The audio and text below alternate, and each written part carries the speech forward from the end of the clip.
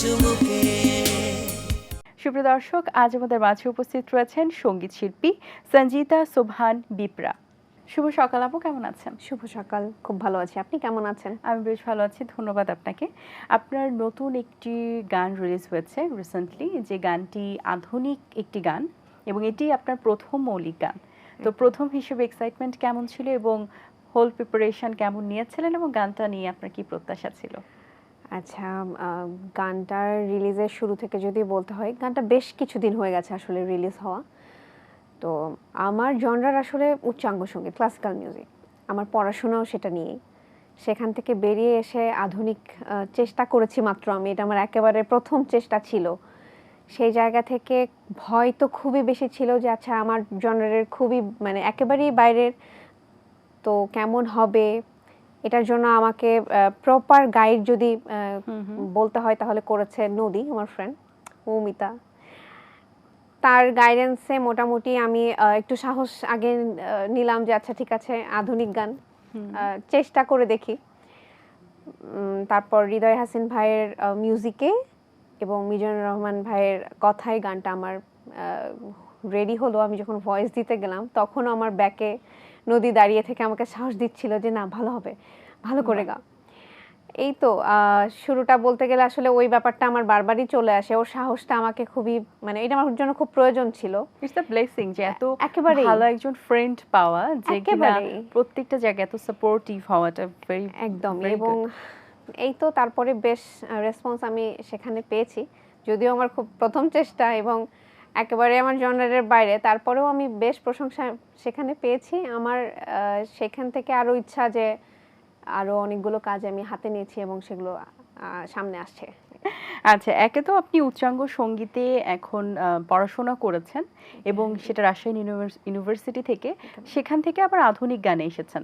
এটা একটা চ্যালেঞ্জ। তার থেকেও আরেকটি চ্যালেঞ্জ আপনি নিয়েছেন যে আপনি ওখানে মডেলিং করেছেন, মানে আপনি ওখানে মডেল হিসেবে ছিলেন আপনার গানে, মিউজিক ভিডিওতে। আমার হ্যাঁ এটা আমার জন্য আরো অনেক চ্যালেঞ্জ ছিল। সেটাই আসলে মেইন চ্যালেঞ্জটা মনে হয় এখানেই ছিল।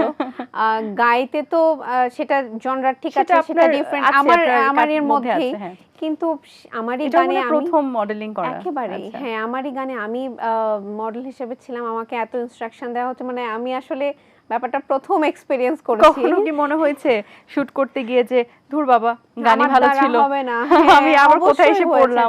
না, এত শিখিয়ে আসলে এটা তো কিছুটা হলো নিজে থেকে আসা উচিত, ব্যাপারটা এরকম মনে হয়েছে আমার। এটা টাফ, খুবই টাফ ছিল। কি কি করতে হয়েছে গানটাতে? কোথায় কোথায় শুটিং স্পট কোথায় ছিল? আমার পছন্দ হচ্ছে সমুদ্র, তো আমি এটার জন্য সমুদ্রকে বেছে নিয়েছিলাম। মোস্ট অফ দ্য টাইম শুটটা আমার কক্সবাজারেই হয়েছে। তারপরে রাজশাহীতেও কিছু কিছু জায়গায় আমার এটা শুটটা হয়েছে। এই যে এই ধরনের কাজ আপনি করলেন, একটা প্রথম মিউজিক ভিডিও, বাট আপনি গান করছেন অনেক ছোটবেলা থেকেই এবং পরিবারে আপনার মা গান করতেন, তারপর সেখান থেকে ইন্সপায়ার করে হয়তো আন্টির ওইটা হয়ে ওঠা হয়নি, আম্মুর ইচ্ছে থেকে, আম্মুর ইচ্ছাটা পূরণ হয়নি, সেটা আমার উপর আপনার মাধ্যমে হচ্ছে একেবারে। হ্যাঁ, তো সেই জায়গা থেকে যেহেতু এখন বিভিন্ন জনরার গান দর্শকরা পছন্দ করে, তো সঙ্গীত শিল্পীও কনফিউজড হয়ে যায় যে কোনটা দেওয়া উচিত। তো আপনার প্রথম আধুনিক গান দিয়ে যে আসলে মানে আপনি আসলেন, ইন করলেন ইন্ডাস্ট্রিতে, তো এইটা কেমন মনে হলো আপনার? কারণ আপনি আরো অন্য জনরার গান দিয়েও আসতে পারতেন। এই জেনারেশনের ক্ষেত্রে যেটা বিশেষ করে মনে হয় যে আমার যে জনরার উচ্চাঙ্গ সঙ্গীত, এটা এখন তো হ্যাঁ উচ্চাঙ্গ সঙ্গীত কেমনভাবে তারা নিচ্ছে ফিউশনে। জি, ফিউশনে গেলে যে কোনো গানের সাথে, সেটা নজরুল হতে পারে, আবার কখনো দেখছি যে রবীন্দ্রর সাথেও সেটা হচ্ছে ফিউশনটা। তবে আমার একটু ইচ্ছে ছিল যে ঠিক আছে, এখন রোম্যান্টিক যে গানগুলো হচ্ছে, মডার্ন রোম্যান্টিক সং, আমার পছন্দ খুবই সুদিং লাইট টাইপের মিউজিক মেলোডি।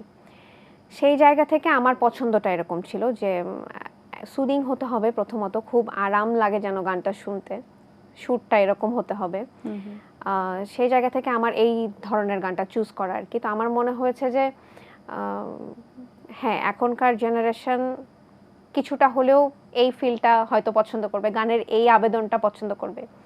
এই ডেফিনেটলি আপনার গানটা খুবই সুন্দর হয়েছে। এই ধরনের গান আরো হয়তো বা দর্শকরা আপনার কাছ থেকে চাইবেন।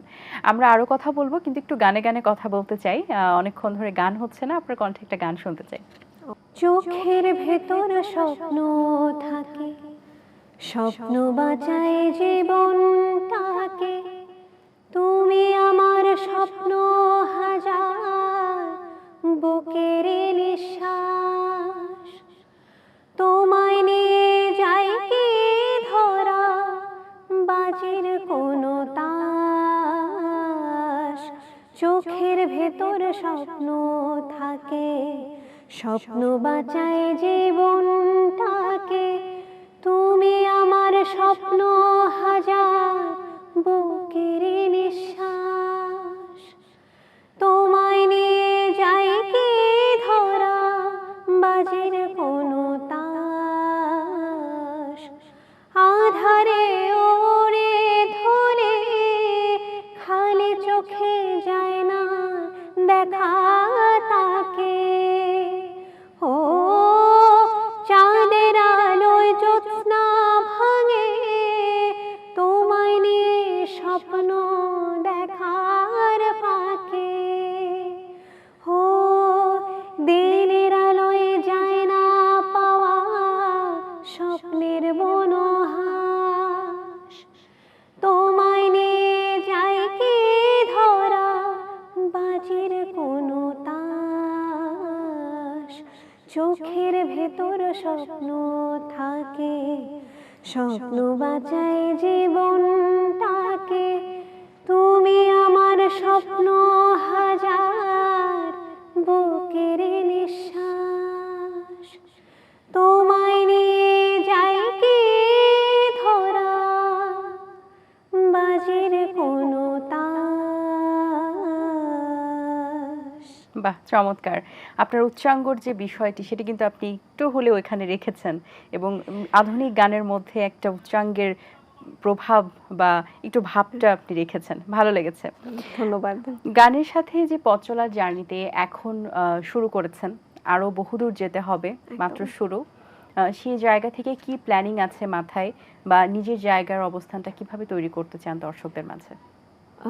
বর্তমানে আমার শুরু থেকে চেষ্টাটা ছিল যে আমি আসলে সঙ্গীতের বাইরে কখনো আমার প্রফেশনকে বা আমার প্যাশনকে আমি দেখতে চাই না। আমার প্যাশন প্রফেশন বর্তমানে মানে একটাই, সেটা হচ্ছে যে সঙ্গীত। এবং আমি একটা বড় কাজ হাতে নিয়েছি, সেটা হচ্ছে শেখাবার দায়িত্ব। আমার কাছে মনে হয় শেখানোর দায়িত্বটা খুবই বেশি ভারী, এবং অবশ্যই। এটা কাঁধে অনেক বেশি ওজনের মনে হয়। ছোট ছোট বাচ্চা থেকে শুরু করে বড় যারা এখন আসলে অনার্স করছে বা মাস্টার্স করছে, আমার জুনিয়র যদি বলি আর কি, ডিপার্টমেন্ট জুনিয়র, তখন থেকে আমি তাদেরকে ছোটোখাটো হেল্প দেখিয়ে দেওয়া, এই করতে করতে আমার এটা শুরু হয় শেখানোটা। তবে বর্তমানে আমার একটি নিজস্ব প্রতিষ্ঠান, পরজ শিল্প একাডেমি আমার একাডেমির নাম।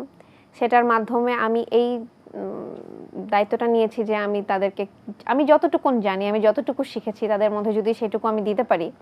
আসলে এখন তো সংস্কৃতি বিষয়টা আমাদের মধ্যে থেকে মানে কেন জানি আমার কাছে মনে হচ্ছে যে আস্তে ধীরে ব্যাপারগুলো কমে আসছে। তো একটু ছড়াক, গান করুক, একটু ছবি আঁকুক, কোথাও একসাথে সপ্তাহে দুইটা দিন আসুক, এসে তারা এই যে মজা পায়, বেশ মজা পায়, এবং আমার তাদের সাথে ক্লাস নিতে মানে খুবই বেশি আমি ব্যাপারটা এনজয় করি। এটা নিয়ে আমার নেক্সট আর কি যে স্বপ্ন বলবো, যে সেটা এটাকে অনেক বড় জায়গায় দেখা আমার আসলে খুব ইচ্ছে, এবং এটা আমার অনেক আগের ইচ্ছে যে আমার একটা নিজের কোনো প্রতিষ্ঠান হবে, সেটা একদিন অনেক বড় হবে। তো গানের জগতে আসার পরে এই ইন্ডাস্ট্রিতে এখন যেহেতু সকলেই পুরোদমে কাজ করছে, কিন্তু প্রত্যেকটা শিল্পীর থাকে একটা স্বপ্ন প্লেব্যাক করার, প্লাস অনেক শিল্পীর থাকে যেটা যে তার নিজস্ব একটি গান বা জীবনমূলক কোনো গান বা সামাজিক উন্নয়নমূলক কোনো গান, যে গানটি মানুষকে মোটিভেট করবে বা যে গানটি একটু ভিন্ন ধারার হবে, যেটা সচরাচর অনেকে করেন না। যেমন ইসলামিক গানের কথাই যদি বলি, অনেকে কিন্তু করে থাকেন না, বা আঞ্চলিক গান অনেকে করে থাকেন না, আবার অনেকে করেন।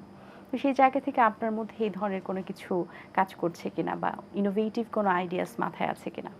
আসলে গান তো গান, আমার কাছে গানটা গানই, সেটা যে জনরারই হোক না কেন। ইসলামিক গান হলো তাতে সুর আছে, উদ্দীপনামূলক গান হলেও সেখানে সুর আছে।